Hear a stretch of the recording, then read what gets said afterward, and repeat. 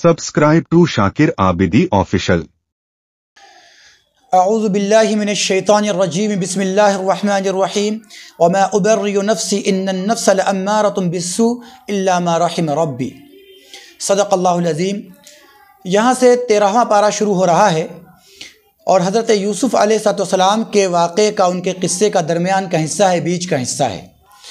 12 پارہ کے درمیان سے ہی اور اس کے اخیر میں آپ نے حضرت یوسف علیہ السلام کا وہ سارا قصہ سماعت کیا جو 12 پارہ کے ختم ہونے تک ذکر کیا گیا ہے۔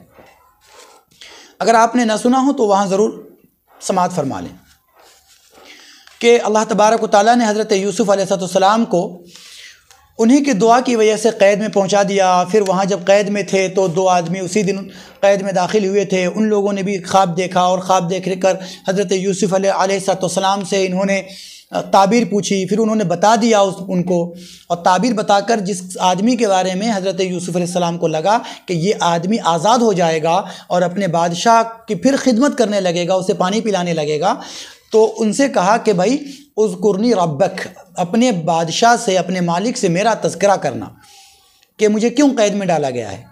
یہ بات اللہ تبارک و تعالیٰ کو ناپسند آئی کہ میرے یوسف نے جب قید کی ضرورت پڑی تو مجھ سے مانگا قید، تو میں نے اسے قید میں پہنچا دیا۔ اب جب اگر اسے آزادی چاہیے تو وہ اس آدمی سے کیوں کہہ رہا ہے کہ اپنے بادشاہ سے تذکرہ کرنا؟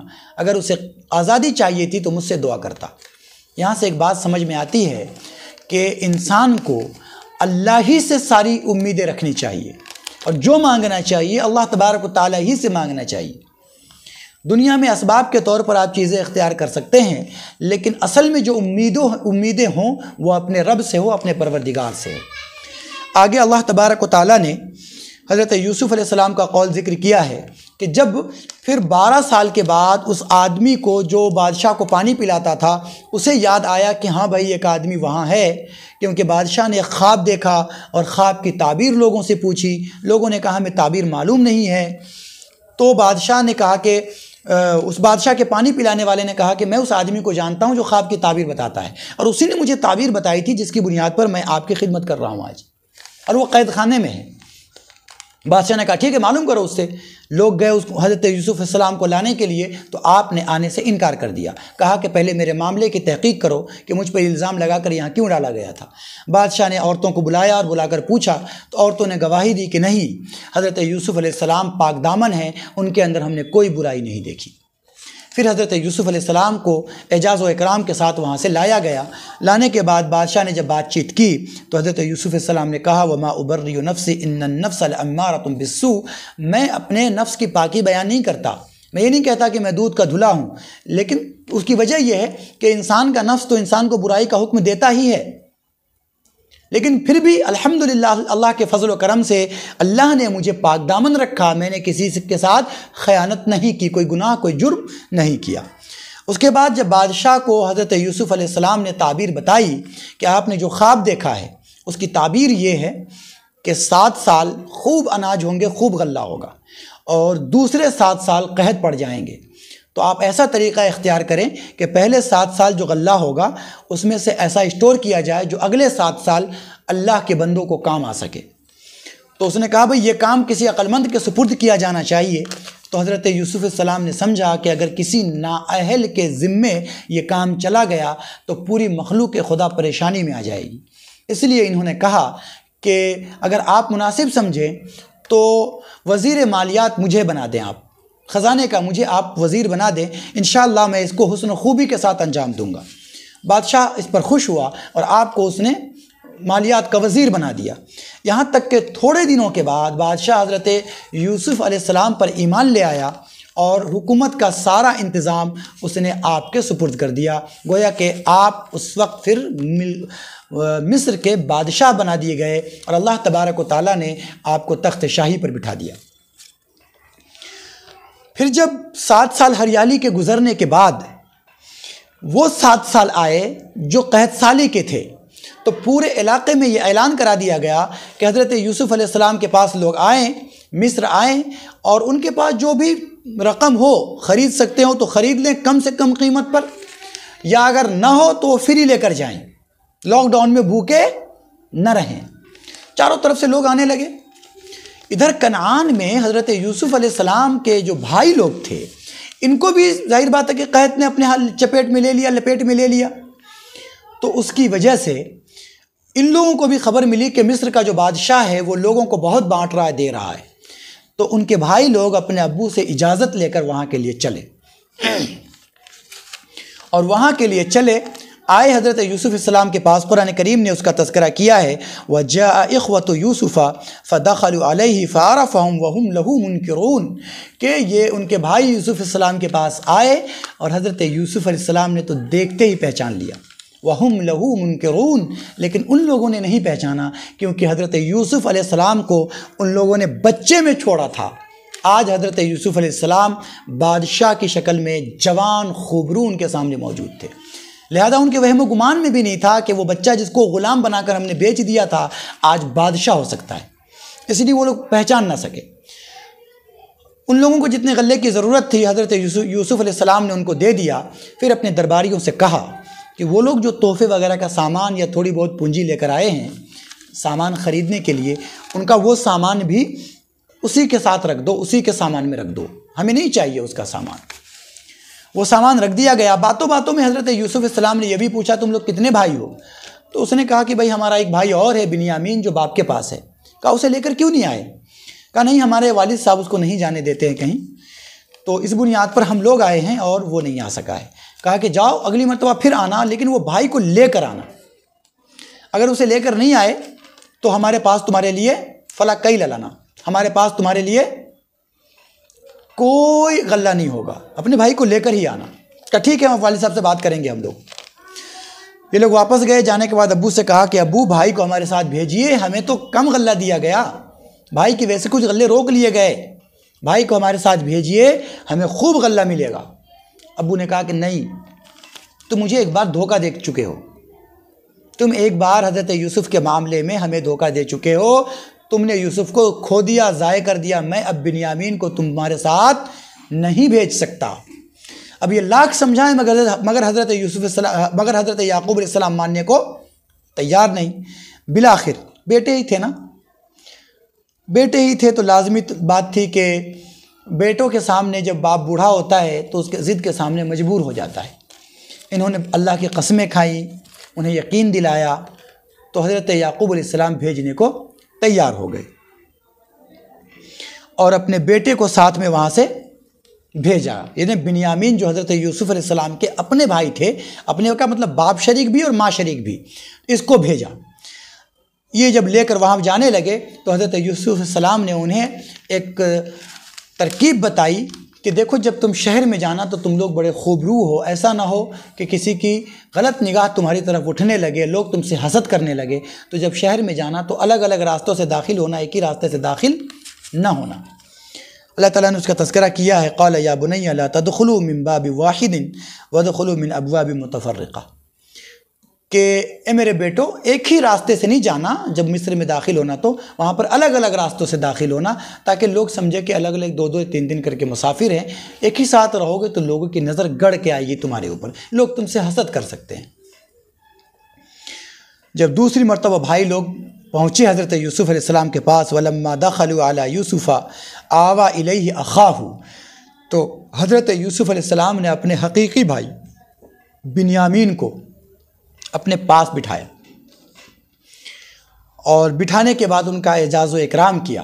پھر سارے بھائیوں کو غلہ دیا، جتنا دینا تھا دیا اور یہاں سے واپس ہونے لگے. حضرت یوسف علیہ السلام چاہتے تھے کہ یہ بھائی یہیں رہ جائے، اس لیے کہ ان کے دل میں یہ خواہش تھی کہ یہ بھائی لوگ جب واپس جائیں گے تو ابو وغیرہ کو بھی لے کر آئیں گے. تو جب اس خاندان کو میں یہیں بلوانے والا ہوں تو اپنے حقیقی بھائی کو کیوں بھیجوں؟ اس لیے حضرت یوسف علیہ السلام یہ چاہتے تھے کہ یہ بھائی یہیں رہ جائے، لیکن روک نہیں سکتے تھے، کوئی ایسا راستہ نہیں تھا. تو اپنے درباریوں سے کہا کہ دیکھو وہ جو ناپنے کا پیالہ ہے،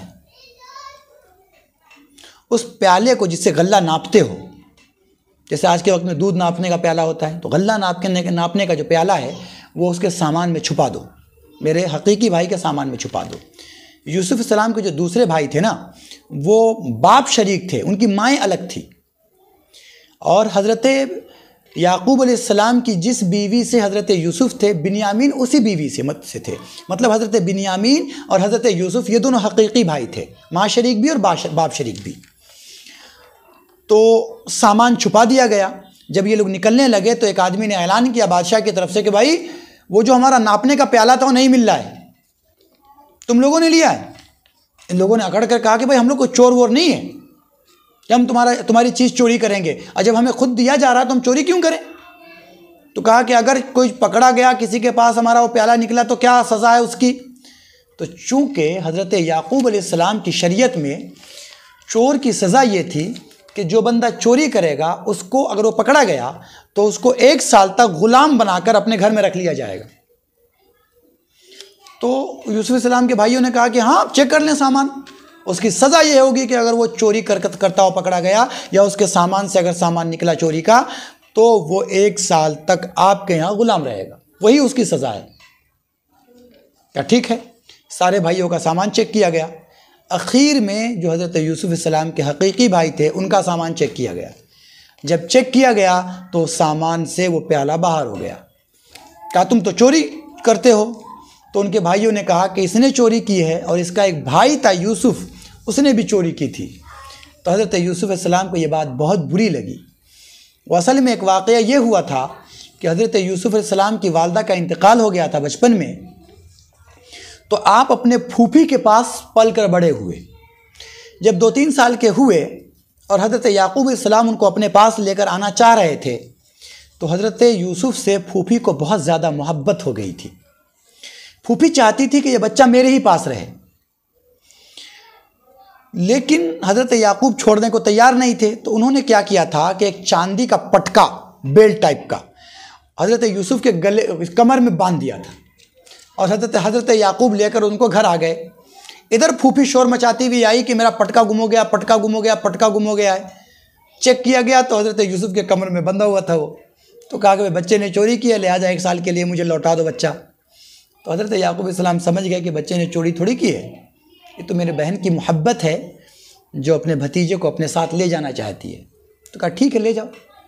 تو یہ بات حضرت یوسف علیہ السلام کے جو بڑے بھائی لوگ تھے وہ جانتے تھے، لیکن اس کے بعد بھی ان لوگوں نے یہ جملہ کہا کہ حضرت یوسف علیہ السلام نے چوری کی، حالانکہ وہ حقیقت جانتے تھے۔ تو اس لیے حضرت یوسف علیہ السلام کو بہت تکلیف ہوئی۔ خیر حضرت یوسف علیہ السلام نے اپنے دل کے اندر اس بات کو چھپا لیا۔ حضرت بنیامین کو روک لیا۔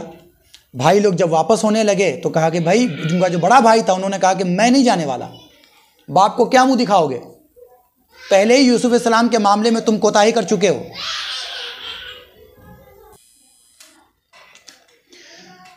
حضرت یوسف علیہ السلام کے بڑے بھائی نے، یہودا نام تھا جس کا، اس نے کہا بھائی میں گھر جانے والا نہیں ہوں، تم لوگ یوسف علیہ السلام کے معاملے میں پہلے ہی کوتاہی کر چکے ہو، باپ کو تکلیف دے چکے ہو، لہٰذا اب میں جا کر باپ کو جواب نہیں دے سکتا، منہ نہیں دکھا سکتا۔ تم لوگ جاؤ، جا کر کہو کہ ابو آپ کے بیٹے نے چوری کی، ہم کیا کر سکتے ہیں، لیکن میں یہی رکوں گا، میں باپ کا سامنا نہیں کر سکتا۔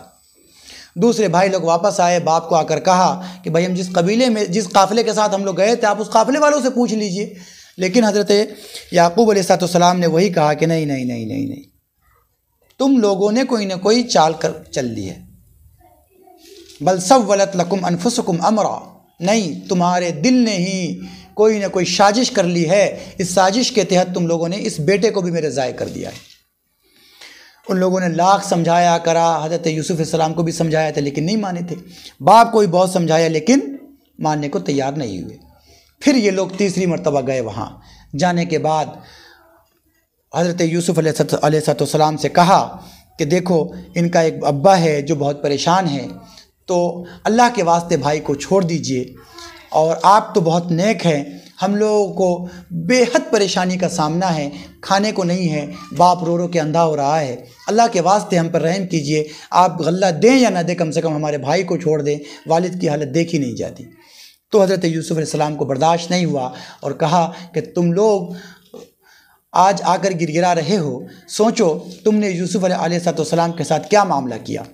تب ان لوگوں کو لگا کہ اس کو یوسف کے بارے میں کیسے معلوم، تو کہا کہ کیا انت یوسف، کیا آپ ہی یوسف ہیں؟ کہا ہاں الحمدللہ میں ہی یوسف ہوں، یہ بنیامین میرا بھائی ہے۔ تو وہ سارے کے سارے آپ کے سامنے جھک گئے۔ پھر آپ نے اپنا کرتا اتار کر دیا اور دینے کے بعد اس سے کہا بھائیوں سے کہ جاؤ والد صاحب کو بھی ساتھ میں لے کر آؤ اور یہ کپڑا لے جا کر ان کے چہرے پہ ڈال دینا، فرتد بصیرہ، تو روشنی لوٹ آئے گی، یاتی بصیرہ، کہ اذهبوا بقمیصی ھذا فالقوہ علی وجہ ابیہ یاتی بصیرہ، کہ یہ کپڑا لے کر جاؤ والد صاحب کے چہرے پر رکھ دینا، انشاءاللہ اللہ نے چاہا تو والد صاحب کی روشنی واپس آ جائے گی، والد صاحب کی آنکھیں روشن ہو جائیں گی۔ بھائی لوگ وہاں سے چلے، جیسے ہی وہاں سے چلے ہیں کہ حضرت یعقوب علیہ السلام اپنے گھر والوں کو کہتے ہیں کہ دیکھو اگر تم مجھے بہکی بہکی باتیں کرنے والا نہ کہو تو سچی بات یہ ہے کہ میں یوسف کی بو محسوس کر رہا ہوں، اس کی خوشبو محسوس کر رہا ہوں۔ لوگوں نے کہا کہ آپ تو اسی اپنے پرانی بات پر اڑے ہوئے ہیں، ایسا لگتا ہے کہ اپنے آپ کو ہلاک کر دیں گے۔ کہا نہ، میں اللہ تعالیٰ کی طرف سے جو جانتا ہوں وہ تم نہیں جانتے۔ پھر وہاں سے وہ آنے کے بعد کپڑا جیسے ہی باپ کے چہرے پر رکھا، آنکھوں کی روشنی آ گئی۔ یہاں پر رک کر مفسرین کرام نے ایک بات لکھی ہے کہ اللہ تبارک و تعالیٰ جب نوازنے پر آئے گا اور آتا ہے تو ہزاروں کلومیٹر دور مصر سے جیسے ہی قافلہ چلتا ہے تو حضرت یعقوب علیہ السلام کو حضرت یوسف کی خوشبو آنے لگتی ہے، اور ادھر چند کلومیٹر دور کسی کنویں میں حضرت یوسف علیہ السلام کو ڈالا گیا ہے، اور اللہ تعالیٰ نہیں چاہتا تو ان کی خوشبو حضرت یعقوب علیہ السلام کو نہیں ملتی، بلکہ خبر تک نہیں ہوتی۔ اس طریقے سے اللہ تبارک و تعالیٰ نے پورے یعقوب علیہ السلام کی خاندان کو مصر میں لے جا کر بسا دیا۔ جب حضرت یعقوب علیہ السلام وہاں پہنچ رہے تھے، یوسف علیہ السلام اپنے والدین کے اعزاز و اکرام کے لیے شہر سے باہر تشریف لائے ہوئے تھے۔ جیسے ہی یوسف علیہ السلام کو والدین نے دیکھا تو وہ ان کے تعظیم کے لیے جھک پڑے، جس کو سجدے سے تعبیر کیا گیا ہے، یا ہو سکتا ہے کہ اس امت میں سجدہ کرنا تعظیمی طور پر جائز رہا ہو۔ تو حضرت یوسف علیہ السلام نے کہا کہ ابو، اللہ تبارک و تعالیٰ نے مجھے جو خواب دکھایا تھا اس خواب کی تعبیر یہ ہے۔ اس کے اندر اللہ تبارک و تعالیٰ نے نبی اکرم صلی اللہ علیہ وسلم کی نبوت کا گویا کہ ایک طرح سے اعلان کیا ہے اس واقعے سے، ذالک من انباء الغیب نوحیہ الیک، کہ یہ وہ غیب کی خبریں ہیں جو ہم آپ کے پاس وہی بھیج کر آپ کو بتا رہے ہیں۔ جس وقت یوسف علیہ السلام کے بھائیوں نے یہ سارا کارنامہ انجام دیا تھا، آپ وہاں موجود نہیں تھے، اور چونکہ یہ سوال یہودیوں نے کیا تھا کہ یوسف علیہ السلام کا کیا واقعہ ہے، اگر آپ نبی ہیں تو ہمیں بتائیے، تو اللہ تبارک و تعالیٰ نے پوری تفصیل ذکر کر دی، جتنی تفصیل خود یہودیوں کو بھی معلوم نہیں تھی، ان کی کتابوں میں بھی اتنی تفصیل موجود نہیں تھی۔ تو اللہ تبارک و تعالیٰ نے پورا واقعہ ذکر کرنے کے بعد کہا ذالک من انباء الغیب نوحیہ الیک، کہ یہ وہ غیب کی خبریں تھیں جس کو ہم نے آپ کے پاس بھیجا ہے تاکہ یہ آپ کے نبوت اور آپ کی رسالت کے لیے دلیل بنے۔ یہاں سے سورہ رعد شروع ہو رہا ہے۔ رعد عربی میں بجلی کی کڑک کو کہتے ہیں، چمک کو کہتے ہیں، گھن گرج کو۔ تو اس کے اندر چونکہ اللہ تبارک و تعالیٰ کی نشانیاں بیان کی گئی ہیں اور اس کے اندر کڑک وغیرہ کا بھی تذکرہ ہے، جس کی بنیاد پر اس سورت کا نام اسی نسبت سے سورہ رعد ہے۔ اس کے اندر اللہ تبارک و تعالیٰ نے اپنے توحید کی نشانیاں، اپنے ایک ہونے، اپنے رب ہونے کی نشانیاں، رسالت کی نشانیاں بیان کی ہیں۔ اسی کا تذکرہ کرتے ہوئے، اپنے رب ہونے کا تذکرہ کرتے ہوئے اللہ تبارک و تعالیٰ نے نشانی کے طور پر فرمایا ہے اللہ الذی رفع السماوات بغیر عمد ترونها ثم استوى علی العرش وسخر الشمس والقمر کل یجری الی اجل مسمى، کہ اللہ تبارک و تعالیٰ وہ ہے جس نے آسمانوں کو بغیر کسی پلر کے اوپر قائم کر رکھا ہے، پھر وہ عرش پہ مستوی ہوا جیسا کہ اس کی شان ہے، پھر اس نے سورج اور چاند کو ایک متعین راستے پر، ایک متعین محور پر لگا رکھا ہے کہ وہ کام پر مسلسل لگا ہوا ہے۔ یہاں پر رک کر میں کہوں گا کہ جو لوگ یہ کہتے ہیں کہ ساری کائنات خود بخود ہے، انہیں یہ سمجھنا چاہیے کہ معمولی اگر 10-20 لوگ بھیڑ کے اندر چل رہے ہوں اور ازدحام ہو لوگوں کا، بھیڑ ہو کسی میدان کے اندر، تو لوگ انسان ایک دوسرے سے ٹکرا رہے ہوتے ہیں۔ جہاں پہ انسان عقل مند ہے، ان کا جسم ایک دوسرے سے لگ رہا ہوتا ہے اسپیس کے اندر، اربوں کھربوں اسٹارز ہیں، پلانٹس ہیں، لیکن آج تک کوئی کسی سے ٹکراتا نہیں ہے، اور اس کے اندر کوئی ایسی جان نہیں ہے، سمجھ نہیں ہے کہ یہ بچ کے چلے ایک دوسرے سے۔ انسان تو ایک دوسرے سے بچ کر چلتا ہے، لیکن یہ ان کے اندر اتنی عقل نہیں ہے، اتنا شعور نہیں ہے کہ یہ بچ کر چلیں۔ لیکن اس کے باوجود بھی یہ کبھی کسی سے ٹکراتے نہیں ہیں۔ آخر کوئی تو ہے جو اس کو کنٹرول کیے ہوا ہے، اسی ذات کو اللہ کہتے ہیں۔ اللہ تعالیٰ کہتا ہے اللہ الذی رفع السماوات بغیر عمد ترونہا، کہ جس نے چاند سورج اور ساری چیزوں کو بالکل ایک کام پر لگا رکھا ہے کہ وہ سرتابی نہیں کرتا، اپنے حساب سے مسلسل کام پر لگا ہوا ہے۔ آگے اللہ تبارک و تعالیٰ نے تذکرہ کیا ہے کہ یہ جو انسان سمجھتا ہے کہ میں اپنی مرضی سے جو چاہتا ہوں کرتا ہوں اور جیسے چاہتا ہوں کرتا ہوں، اللہ تعالیٰ فرماتے ہیں لہو معقبات من بین یدیہ ومن خلفہ یحفظونہ من امر اللہ، کہ انسان اصل میں ایک قدم بھی اللہ کی مدد کے بغیر اور اس کی مرضی کے بغیر نہیں چل سکتا۔ اللہ تعالیٰ فرماتے ہیں کہ اس کے ساتھ ساتھ ہم نے فرشتے لگا رکھے ہیں جو اللہ کے حکم سے اس کی حفاظت کرتے رہتے ہیں۔ بہت سی مرتبہ آپ نے دیکھا ہوگا کہ ایک بڑا سا ایکسیڈنٹ ہوا اور آدمی بھیانک ایکسیڈنٹ کے اندر بھی بال بچ گیا۔ وہ یہ سمجھتا ہے کہ میں بچ گیا، وہ یہ سمجھتا ہے کہ میں بچ گیا، بچ نہیں گیا، بچا لیا گیا۔ اللہ تعالیٰ کی طرف سے جو فرشتے تھے اس نے اسے بچا لیا اللہ کے حکم سے۔ اور بہت سی مرتبہ آپ دیکھتے ہیں کہ بہت چھوٹا مائنر سا کوئی ایکسیڈنٹ ہوتا ہے، انسیڈنٹ ہوتا ہے، اور آدمی بڑے حادثے کا شکار ہو جاتا ہے، اس میں موت تک آ جاتی ہے۔ لوگ کہتے ہیں کہ ذرا سی بات ہوئی تھی اور بس جان نکل گئی۔ ذرا سی بات ہوئی نہیں تھی، بلکہ فرشتوں کی جو حفاظت تھی وہ حفاظت ہٹا لی گئی، تو بندہ حادثے کا شکار ہو گیا۔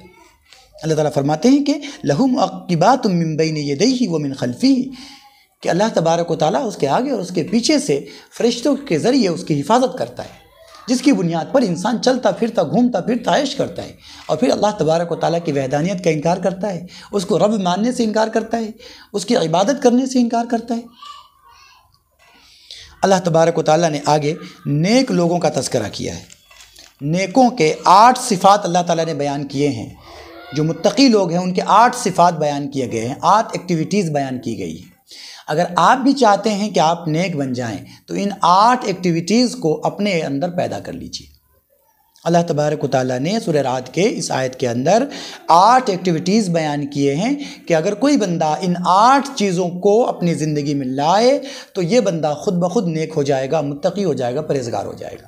پہلے نمبر پر اللہ تبارک و تعالیٰ نے کہا ہے، قرآن کریم کی آیت ہے الذین یوفون بعہد اللہ ولا ینقضون المیثاق، کہ وہ لوگ جو اللہ تبارک و تعالیٰ سے کیے گئے وعدے کو پورا کرتے ہیں اور بدعہدی نہیں کرتے، وعدہ خلافی نہیں کرتے، اللہ کے وعدے کو توڑتے نہیں ہیں، یا کسی سے بھی کوئی وعدہ کرے اللہ کا نام لے کر اسے توڑتے نہیں ہیں، اللہ کے کیے گئے وعدے پر قائم رہتے ہیں۔ ایک کام۔ دوسرا، جنہیں اللہ تبارک و تعالیٰ نے جن رشتوں کو جوڑنے کا حکم دیا ہے اس رشتوں کو نہیں توڑتے، اس کا پاس و لحاظ رکھتے ہیں۔ ہم دیکھتے ہیں سوسائٹی معاشرے میں کہ لوگ اپنے ہی رشتہ داروں سے کٹے ہوئے رہتے ہیں۔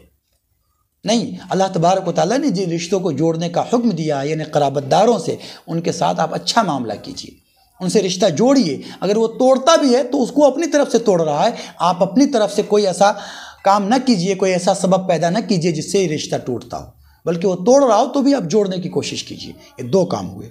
تیسرا کام کہ اپنے رب سے ڈرتے رہیے، کوئی بھی کام کرتے ہوئے یہ نہ سوچیے کہ لوگ کیا کہیں گے۔ ہم انسانوں کی ایک فطرت ہے کہ وہ لوگوں کے سامنے کوئی غلط کام کرتے ہوئے ڈرتا ہے کہ لوگ کیا کہیں گے، مگر اکیلے میں کوئی کام غلط کرتے ہوئے نہیں ڈرتا، وہ یہ نہیں سوچتا ہے کہ میرا رب کیا کہے گا۔ تو اپنے رب سے ڈریے جیسا کہ اس کے ڈرنے کا حق ہے، لوگوں کے سامنے ہی نہیں، اکیلے میں بھی۔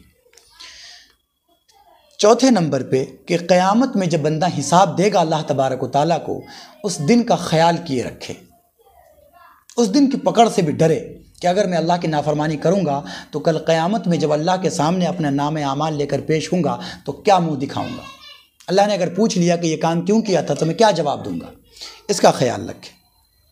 5ویں نمبر پر اللہ تبارک و تعالیٰ کی رضا کے لیے، اس کی خوشی کے لیے اگر کوئی پریشانی آ جائے تو صبر کرے۔ کسی کے ساتھ کوئی معاملہ غلط ہو جائے تو اللہ کی رضا کے لیے صبر سے کام لے۔ 6ٹھی صورت یہ ہے کہ نماز قائم کرتا رہے، نماز سے کہیں بھی مفر نہیں ہے، نماز ضرور قائم کرتا رہے۔ 7ویں چیز یہ ہے کہ اللہ نے جو اسے مال دیا ہے اس کو گن گن کر نہ رکھے، الذی جمع مالا وعددہ، کہ وہ لوگ جو مال جمع کرتے ہیں اور گن گن کر رکھتے ہیں، یہ گن گن کر نہ رکھے، بخالت نہ کرے، بلکہ اللہ نے جو مال اسے دیا ہے اس میں سے ظاہری طور پر لوگوں کو دکھا کر بھی خرچ کرے اور لوگوں سے چھپا کر بھی خرچ کرے، یعنی جہاں پر ضرورت ہو دکھا کر دینے کی تاکہ دوسرے لوگ بھی وہ دیکھ کر رغبت ہو اور دوسرے لوگ بھی دے، وہاں پر دکھا کر دے، اور جہاں پر لوگوں کو ایسی رغبت دلانا مقصود نہ ہو وہاں پر وہ چھپا کر اللہ کو راضی کرنے کے لیے خرچ کرے۔ تو ساتویں چیز یہ ہے کہ اللہ نے جو مال دیا ہے اس میں سے خرچ کرے، اور آٹھویں چیز یہ ہے کہ جو لوگ اس کے ساتھ ناروا سلوک کرے، بدسلوکی کرے، تو یہ بندہ اس کے ساتھ برابری میں بدسلوکی نہ کرے بلکہ اس کو پیار اور محبت سے ٹال دے، حسن سلوک کے ذریعے اس کو ٹال دے۔ یہ 8 کام اللہ تبارک و تعالیٰ نے سورہ رعد کی اس آیت کے اندر ارشاد فرمایا ہے کہ اگر کوئی بندہ ان 8 کاموں پر عمل کر لے گا تو انشاءاللہ ضرور وہ متقی ہو جائے گا۔ آگے اسی صورت کے اندر اللہ تبارک و تعالیٰ نے حضرت ابراہیم علیہ السلام کا واقعہ ذکر کیا ہے، اور ذکر کر کے کہا ہے کہ حضرت ابراہیم علیہ السلام کو ہم نے کہا کہ اپنے بیوی بچوں کو لے جا کر ایک ایسے آبادی میں لے جا کر چھوڑ دو جہاں زندگی کے کوئی آثار نہیں ہے، یعنی خانہ کعبہ کے پاس، اور حضرت ابراہیم علیہ السلام نے اپنے بیٹوں کو اپنے بیٹے اور اپنی بیوی کو وہاں لے جا کر چھوڑ دیا، اور چھوڑنے کے بعد واپس چلے آئے، اور اللہ تبارک و تعالیٰ سے دعا کی کہ پروردگار عالم اس شہر کو امن والا شہر بنائیے جہاں پر ہم نے اپنی بیوی اور بچے کو آباد کیا ہے، اے اللہ آپ کے گھر کے قریب ہم نے آباد کیا ہے، لہٰذا ان کو رزق عطا فرمائیے، فائنینشیلی اس کو مضبوط کیجئے، اے اللہ ان کو کبھی کسی چیز کی تکلیف نہ ہونے دیجئے۔ اس دعا کا یہ اثر ہے کہ آج دیکھ لیجئے کہ پوری دنیا میں کہیں کوئی پھل اگر ملتا ہے تو الحمدللہ دنیا کے کسی بھی علاقے میں وہ پھل پیدا ہوتا ہو، آپ کو مکہ مکرمہ میں وہ پھل انشاءاللہ مل جائے گا۔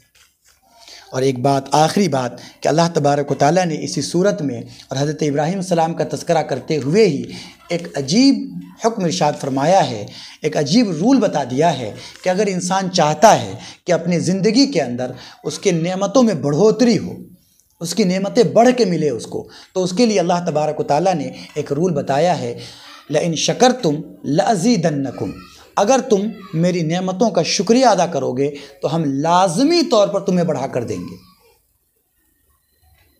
وَلَئِن كَفَرْتُمْ، اور اگر تم انکار کرو گے تو یاد رکھو کہ ہماری پکڑ ایسی ہے کہ تم سے وہ نعمت چھین لی جائے گی، چاہے دنیا کے اندر چھین لی جائے یا آخرت میں تم اللہ کی رحمت سے محروم کر دیے جاؤ، لیکن اگر تم ناشکری کرو گے تو اس کی پکڑ ضرور ہوگی۔